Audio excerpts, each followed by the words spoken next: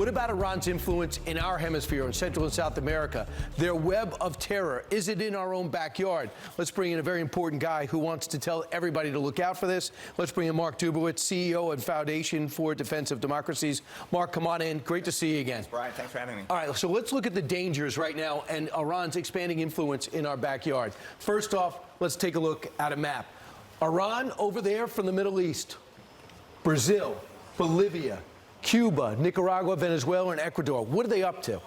Well, what they're up to is a long-standing program to infiltrate Latin America, to recruit and convert the indigenous people into radical Islam, to move Hezbollah, their most deadly terrorist organization, into the region, and to cultivate radical leftist regimes in order to threaten the American homeland. So China's looking for influence, you were telling me. Iran is looking to convert, to get, I guess, to get surrogates to go against their enemies, which predominantly are us. That's exactly right. I mean, Chinese are spending a lot of money to influence and buy favors.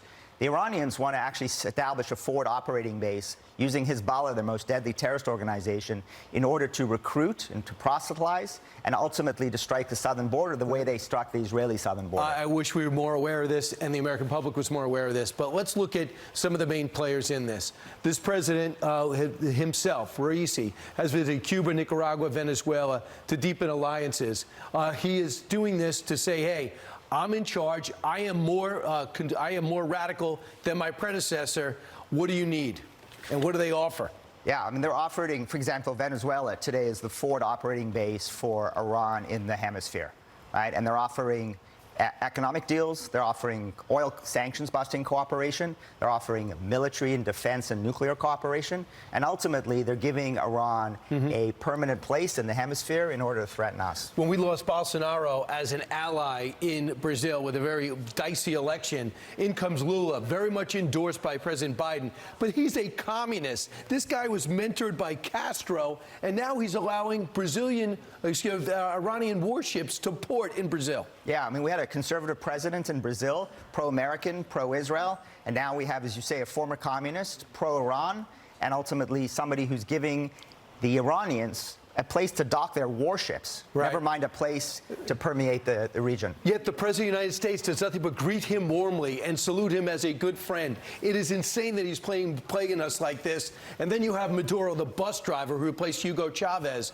with the new leader, a relatively new leader of Iran. What are they up to? I mean, the worst of the worst. Maduro has given this guy about 1 million hectares in Venezuela for the Iranians to use for their own forward operating base.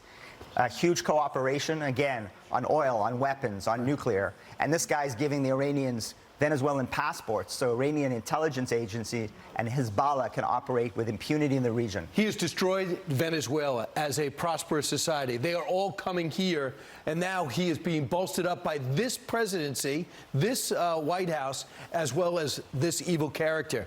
And finally, let's take a look at this. The terrorism and propaganda threats. Let's talk about Argentina, Brazil, Paraguay, and what is happening here. The circle is?